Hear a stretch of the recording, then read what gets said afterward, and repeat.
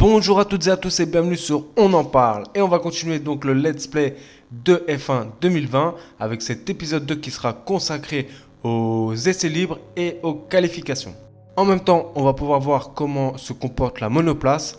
Alors juste une petite précision que je crois que je n'ai pas dit à la première vidéo, c'est qu'en fait je suis en difficulté 75 parce qu'en 70 c'était trop facile et en 80 un petit peu plus difficile. Donc j'ai voulu faire un entre-deux et puis de toute façon si c'est trop facile bien sûr j'augmenterai et puis on verra par la suite. Alors, me voici donc dans mon poste de travail, dans notre motorhome de l'écurie. Et donc nous avons, comme vous pouvez le voir, les couleurs de l'équipe avec mon coéquipier qui est en face et les logos, enfin le logo qui est en haut sur les écrans. Donc là, vous faites, c'est un petit menu qui, avant d'aller dans les essais, qui vous demande de choisir donc les essais libres 1 et en même temps vous avez des messages. Vous pouvez aussi faire de la recherche et développement.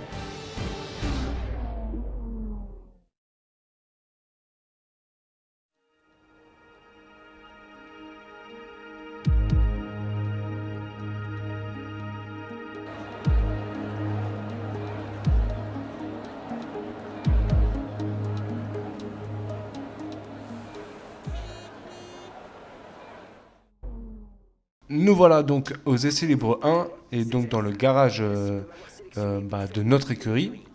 Et donc à gauche, le petit écran nous permet justement de pouvoir accéder à pas mal d'informations. Il y a aussi des objectifs. Je vais revenir dessus, bien sûr. Là, par exemple, là, le circuit plus le temps. Et donc ça, ce sont les objectifs à effectuer pour pouvoir gagner des points de ressources. Donc en fait, moi, spécialement, ce que je fais, c'est que j'en fais, parce que comme il y a 3 essais libres, je fais 2 objectifs par essai libre. Et entre-temps, j'essaie de m'améliorer au niveau du temps quand j'ai fini mes objectifs. Et donc voilà, c'est vraiment voilà. Et donc il y a la reconnaissance du circuit, gestion des pneus, gestion du carburant, gestion de l'ERS, sprinter, stratégie en course, et il y a aussi des objectifs de l'équipe. Ce qui est dommage, moi, parce que ça fait des années quand même déjà que c'est comme ça. Ce qui est dommage, c'est que c'est toujours la même chose en fait. C'est dommage ils auraient pu faire autre chose. Enfin, pour cette édition en tout cas, ils auraient pu inventer un autre truc en plus. Parce qu'en fait, on fait toujours la même chose. Donc là, nous avons les pneumatiques. Donc c'est ce qu'on peut choisir. Ensuite, on a les réglages. Là, c'est le bloc moteur pour savoir on peut choisir. Voilà, on peut choisir certaines choses. Donc là, on a le classement avec les tours, les meilleurs tours. Et juste après, on a aussi la caméra. Alors, par exemple, on va dessus et on voit la personne qui est sur le circuit et puis on voit ce qu'il fait. Voilà. Bon, fini de parler. Maintenant, on va enfin lancer une petite reconnaissance du circuit. Donc, pour voir un peu comment la voiture se comporte et puis le circuit. Donc, après, le circuit de Melbourne, donc en Australie, je le connais quand même pas mal parce que je l'ai énormément fait celui-là, puis j'aime beaucoup. Après, je suis pas un pro, hein, franchement, je suis pas un pro, mais en tout cas, j'aime beaucoup ce circuit, donc je m'en sors assez bien. Il y a d'autres circuits, c'est un peu plus compliqué. Donc là, c'est une grande ligne droite, hein, il faut vraiment aller à fond. Là, il faut bien freiner, hop. Euh, mais quand même, c'est un virage très rapide. Euh, et donc, en fait, en faisant cette reconnaissance de circuit, eh bien, on gagne des points pour les ressources. Là aussi, ce sont des. Enfin, franchement, c'est un circuit rapide, mais il est quand même très serré. C'est-à-dire qu'il est très difficile de dépasser, même si heureusement, quand même, on peut dépasser. Mais c'est un circuit très serré, donc voilà, faut vraiment. Faut faire attention quand on dépasse, en fait.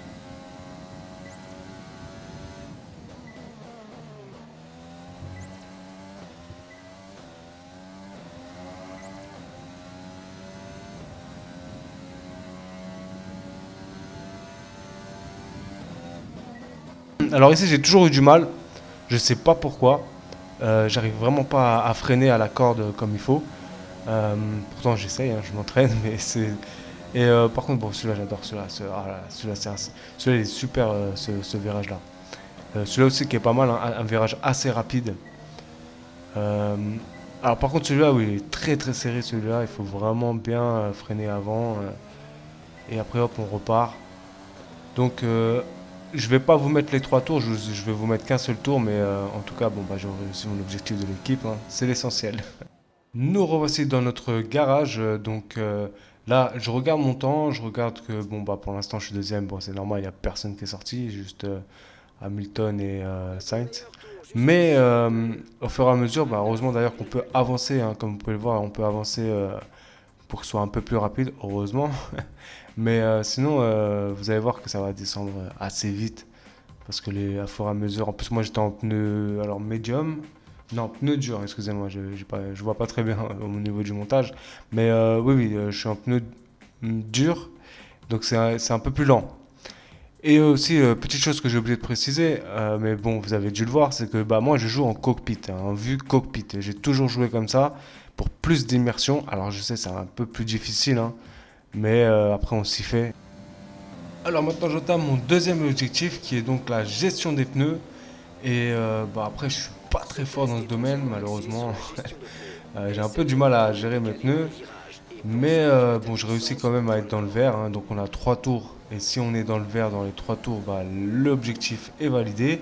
Ou si on le réussit en une seule fois, en violet, eh bien bah, c'est validé d'office, hein. Après voilà, comme je dis, moi je suis pas très à l'aise avec ça parce que je suis quelqu'un qui... Enfin, j'essaie des fois d'économiser, mais c'est pas facile, hein. Enfin, en tout cas là, j'ai pas vraiment réussi. Mais peut-être qu'au fur et à mesure, j'y arriverai. Après, il y a aussi le fait que j'ai des aides, hein, donc je me lâche un petit peu. Voilà, je pilote pas comme si j'étais vraiment en mode simulation, puisque j'ai quand même certaines aides qui me permettent de faire un peu n'importe quoi, on peut dire. Après, non, mais après, franchement, ça va, je trouve que je gère bien, malgré que ça fait quand même un petit moment que j'avais pas joué. Et bah, j'ai quand même réussi mon objectif, et c'est ça l'essentiel. Voilà, je ne montrerai pas plus des essais libres 1, sinon ça ferait trop long. Mais en tout cas, j'ai réussi mes objectifs. Bon, bah, pour l'instant, je suis 15e, Antoine Hubert est 21e. Et bah, on va passer au classement final de ces premiers essais libres. Là, ce que l'on voit, c'est ce que je vous ai dit dans la première vidéo. Donc, au fur et à mesure, eh bien, on prend de l'expérience et on débloquera donc des casques, des livrets, des gants, des logos, voilà, pas mal de choses. Alors, concernant le classement, eh bien, déjà, je suis pas dans les 14 premiers. Bon, bah, pour mes premiers essais libres, eh bien, je termine 15e et Antoine Hubert, il finit 19e. Alors maintenant, on va passer aux essais libres 2. Donc me voilà en essai libre 2. Alors j'espère que je ferai un petit peu mieux que l'essai libre 1. Et donc mes deux prochains objectifs sont la gestion du carburant et la gestion de l'ERS. Donc pour l'instant il fait toujours très beau à Melbourne. Et donc bah voilà, je suis parti pour mon tour. Donc pour la gestion du carburant, moi aussi j'ai encore du mal, hein, la gestion du carburant. C'est qu'en fait, pour la gestion du carburant, il faut relâcher bah, l'accélérateur avant le virage et même dans le virage pour pouvoir en fait rouler en roue libre. Et c'est un petit coup à prendre. Après, on s'y fait. Parce que moi, à la base, je pilote pas trop comme ça. Je suis un peu. Bon, après, là, c'est parce que vraiment, je joue à l'arrache, hein. J'essaie de faire bien, mais je joue un petit peu à l'arrache parce que ça fait un petit moment que j'ai pas joué. Comme je vous ai dit, hein, c'est comme si j'étais un noob, hein. Et mais après, bon, comme le précédent, on a 3 tours pour réussir l'objectif. Si dans les 3 tours on est vert, eh ben, on réussit l'objectif. Et si dans le premier tour on est violet, eh ben, on réussit l'objectif d'un coup en fait. Voilà, c'est toujours comme ça généralement. Mais en tout cas, comme je vous ai dit, c'est vraiment dommage, hein, franchement, que ce soit toujours les mêmes objectifs, quoi. Ils auraient pu faire d'autres choses, par exemple tester un aileron, tester des pièces, voilà, plein de trucs, il y a plein de possibilités, parce qu'en vrai c'est comme ça, en fait, il y a pas mal de possibilités, pardon, et je pense qu'ils auraient pu faire un truc dans le genre. Mais bon, après on va pas se plaindre, hein, ça nous donne des points de ressources, voilà, bon, c'est tout ce qu'on attend. En tout cas, bon, vous voyez, hein, je suis toujours presque, je suis à la limite du rouge, mais j'arrive quand même à, à remonter un petit peu dans le vert, là, par exemple, là je lâche l'accélérateur. Euh, voilà, bah, surtout là aussi. Mais ça descend très très vite, hein. Ça descend très très vite, c'est un truc de fou. Mais par contre, pour remonter, c'est un peu plus compliqué. Mais bon, voilà. J'ai fait le maximum que j'ai pu, j'ai réussi mon objectif, c'est l'essentiel. en plus des objectifs proposés, il y a aussi des objectifs de l'équipe, comme par exemple avoir le secteur rapide 1, faire un tour propre, avoir la meilleure vitesse de pointe. Bon, voilà. Et c'est pour ça que j'ai regardé en fait et il me demandait en fait de réaliser un tour avec un réglage différent du mien. Donc ça, bon voilà, je l'ai fait, mais je le mettrai pas dans la vidéo. Voilà, c'est pour vous dire que il y a pas mal d'objectifs quand même à faire, même si c'est toujours les mêmes, mais ça donne des points de ressources et c'est très important pour pouvoir développer la voiture. Donc là, bah écoutez, pour l'instant, je suis sixième, mais ça va descendre très très vite. Bon, après, on va voir ce que ça va donner pour le deuxième objectif. Alors nous voilà donc dans notre deuxième objectif des essais libres 2. Et donc là, c'est la gestion de l'ERS. Alors l'ERS est un petit boost. Et cette année, en fait, ça a changé en fait, comparé à l'édition précédente. En fait, l'édition précédente, on pouvait l'utiliser tout le temps en fait, à chaque fois qu'il y avait la possibilité. C'est-à-dire que quand on freine, on récupère de l'énergie, hein, comme vous voyez, comme les voitures électriques. Et donc ça recharge, et après on peut avoir un boost pour pouvoir dépasser ou faire des chronos de ouf. Et cette année, eh bien, je crois que c'est comme en vrai. Cette année, on a le droit qu'à une seule fois en fait. On va dire que c'est bridé, donc on a le droit qu'à une seule fois, donc il faut vraiment vraiment bien le gérer. Et donc pour moi hein, clairement, pour moi ce qui était logique, parce que comme il faut bien le gérer, tout simplement c'est que je ne l'ai pas utilisé tout le tour. Tout le tour je n'ai pas utilisé et j'ai attendu en fait la fin, la grande ligne droite pour pouvoir l'utiliser, et puis c'est passé crème. Donc voilà, donc j'ai réussi mon objectif et voilà, c'est l'essentiel. Mais après, vraiment, on voit quand même la différence, hein. On appuie sur après, moi, ce que j'aime pas dans, dans les F1 en général, c'est le fait de devoir. En fait, on doit avoir les yeux sur la route, hein, sur le circuit. Et en plus, il faut, vous voyez, par exemple, pour changer le RS, il faut donc appuyer sur un bouton. Et ça demande de la concentration de fou. Et il faut vraiment avoir le bon temps, le bon timing. Et c'est vrai que c'est pas facile, hein. Surtout quand on n'a pas l'habitude. Je sais pas, bon après, parce que moi je joue à la manette, peut-être qu'avec le volant c'est un peu plus facile, je sais pas, j'ai jamais testé. Mais en tout cas, avec la manette, c'est vraiment une galère. Donc voilà. Et là, vous voyez, ça fait un boost de ouf. Voilà.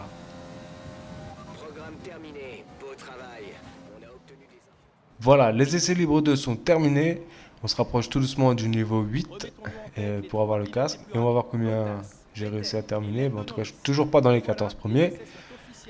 Et donc, je suis 19e. Ah ouais, c'est encore pire que l'essai libre 1. Et Antoine Hubert aussi, qui est dernier. Euh, pour le coup, ça n'a pas été des bons essais libres. Mais bon, on va se rattraper pour le troisième essai libre. Et on va voir si on peut réussir à faire des bons essais libres et voir quel chrono on pourrait faire. Parce qu'en fait, le troisième essai libre est comme en vrai, hein, parce qu'en fait, les deux premiers, généralement, c'est juste pour tester certaines pièces, l'aérodynamisme, tout ça, repérer le circuit. Et bien, le troisième essai libre sera plus pour voir les chronos, en fait. Qu'est-ce qu'on peut faire si on peut faire des bonnes qualifications. Donc on va voir ça. Donc nous voilà donc en essai libre 3 et donc avant les qualifications bien sûr. Donc là nous avons encore donc deux derniers objectifs, c'est sprinter et stratégie en course. Alors sprinter, ça sert en fait à faire un temps pour les qualifications, pour voir par rapport aux autres écuries, pour voir si à peu près à quelle place on sera en qualification. Après ça reste voilà, c'est juste comment dire prémonitoire, enfin voilà, c'est vraiment un truc ça veut rien dire quoi. En gros, ça veut rien dire. On peut faire un bon temps ou même un mauvais temps, mais on sera bon en qualification. Ça dépend de tellement de choses. Sinon, voilà, on a qu'un seul tour et faut vraiment donner le maximum. Moi, quand j'avais mis 80, j'arrivais pas en fait. Voilà pourquoi j'ai changé, parce qu'en fait à la base, moi je voulais rester en 80. Le problème, c'est que j'arrivais pas à réussir mon objectif de sprinter. Et ça me saoulait. Ça me saoulait. Et puis, moi, j'aime pas ne pas réussir. Même si ça fait réaliste, hein. Surtout que moi, je suis quelqu'un de très très calés, enfin qui aiment bien que ce soit réaliste comme ça. Mais là, ça m'a énervé. Donc c'est pour ça que j'ai mis un entre-deux. Et puis j'ai quand même réussi mon objectif. Et je suis assez content.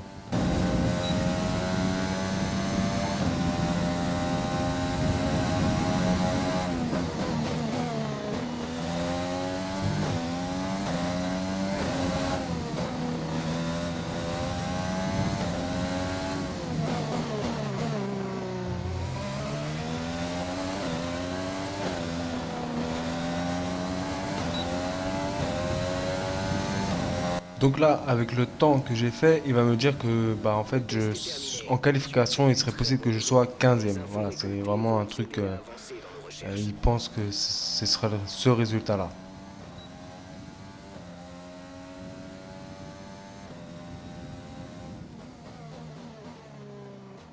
Et comme vous pouvez le voir, bah, pour l'instant, je suis premier aux essais libres. Et bah maintenant, enfin, j'ai avancé un petit peu quand même, parce que vous savez, c'est 60 minutes. Mais là, j'ai avancé un petit peu pour, voilà, pour aller un petit peu plus vite. Et donc, bah, là, je entame mon dernier objectif de l'écurie, donc c'est-à-dire la stratégie en course. Et donc là, on a 5 tours. En fait, c'est 5 tours dans un temps visé. Et vraiment, en fait, c'est vraiment pour, comment vous dire, euh, bah, faut être régulier pour voir vraiment si on est régulier, si on gère bien le RS, si on gère bien les pneus. Voilà, en fait, c'est un tout global de ce qu'on a fait avant. Et en même temps, bien repérer le circuit. Voilà. Bon, bah, en tout cas, bon, bah, j'ai réussi euh, les objectifs. Et bah, écoutez, on va passer à la suite. Voilà, les essais niveau 3 sont terminés. Donc là, comme bon, bah, on se rapproche tout doucement du niveau 8. Et voici les résultats. Et oui, je termine premier. Et pourtant, j'ai fait quoi? Je crois que j'ai fait 7 8 tours, je crois, un truc comme ça. Et je termine premier. Waouh! Alors, clairement, je vous le dis franchement, ça ne veut rien dire du tout. Voilà, c'est des essais libres, hein, comme en vrai, de toute façon. Et Antoine Hubert qui finit 16e. Donc, déjà, on s'est rattrapé par rapport à la dernière séance d'essais libres. Vu qu'on a effectué des bons essais libres, eh bien, on a droit à une interview. Et donc, alors, vous avez tout donné durant les essais, vous testez de nouvelles pièces. Et ben moi, j'ai choisi de l'aérodynamique, toujours, toujours, parce que c'est vraiment très important, comme je vous l'ai dit dans la première vidéo. C'est très, très important l'aérodynamique, l'aérodynamisme, ça va pas, désolé. Donc, voilà, j'ai choisi ça en phase de testing. Vous avez éraflé votre monoplace un certain nombre de fois, vous n'avez pas assez d'adhérence. Bon, c'est vrai que bon, je vous ai pas tout montré, il y a des fois malheureusement où bah, soit je suis rentré dans le mur ou soit je suis rentré dans des concurrents. Et donc là, j'ai mis la monoplace manquait d'appui. Donc en fait, le département de l'aérodynamique en prend note. Et donc l'interview se termine. Donc là, vous voyez les points de ressources que l'on a gagnés. D'ailleurs, je crois que le coéquipier aussi hein, nous rapporte des points de ressources. Ça, c'est cool. Et donc on revient donc à ce menu et on va passer aux qualifications. Mais bien sûr, avant de passer aux qualifications, bon, on regarde les messages. Hein.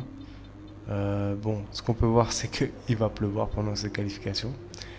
Et comme je vous dis, avant de partir aux qualifications, eh bien, on va aller en recherche et développement et on va faire une recommandation pour pouvoir développer la voiture.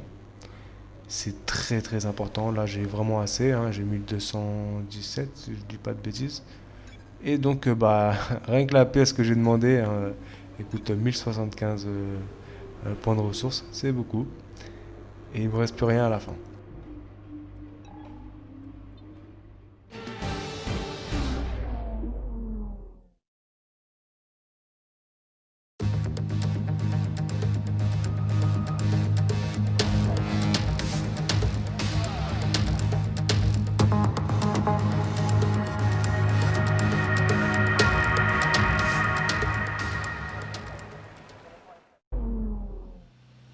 Nous voilà en qualification.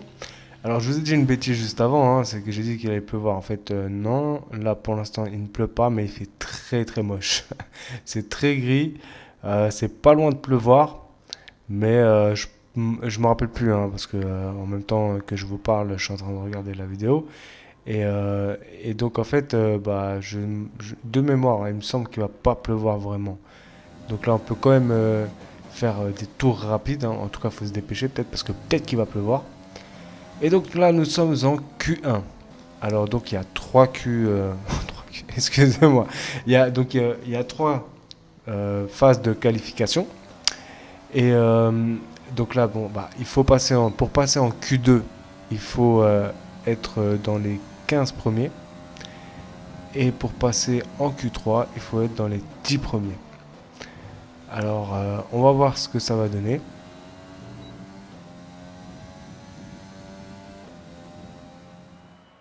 Eh bien, j'arrive à passer en Q2 en terminant 12e.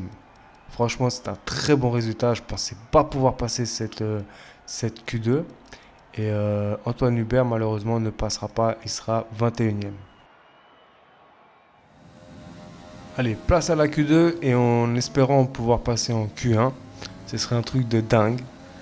On va voir ça, franchement, on va voir. J'ai donné mon maximum. Déjà, pour passer en Q2, franchement, j'y croyais pas du tout. Je suis assez content de moi. Après, faut dire qu'on a quand même une assez bonne voiture, hein, franchement. Bon, après, bien sûr, il y a la difficulté qui y joue. Ça, oui, bien sûr. 75, c'est difficile. Ouais, c'est difficile, si je me trompe pas. Et à partir de 80, c'est expert. Alors, je pense pas qu'en étant 80, j'aurais fait, je serais passé en Q2. Mais bon. Et voilà, les qualifications se terminent et je termine 12e. Et franchement, c'est dommage, je suis pas passé en Q1, mais franchement, terminer 12e, c'est quand même pas mal parce que déjà, je peux changer mes pneus. Donc, c'est-à-dire que je peux mettre des pneus médium. Et en plus, bon, bah, dès le premier virage, ça va être un truc de dingue. Il va falloir faire en sorte de pas me faire accrocher ou d'accrocher les autres. Ça va pas être facile, mais on fera en sorte de faire une très bonne course. Puis je pense que ouais, je suis assez bien placé. Sinon, bah écoutez, j'espère que cette vidéo vous a plu, puisque là, elle se termine. J'ai hâte d'être à la course. On verra comment ça va se passer pour la course.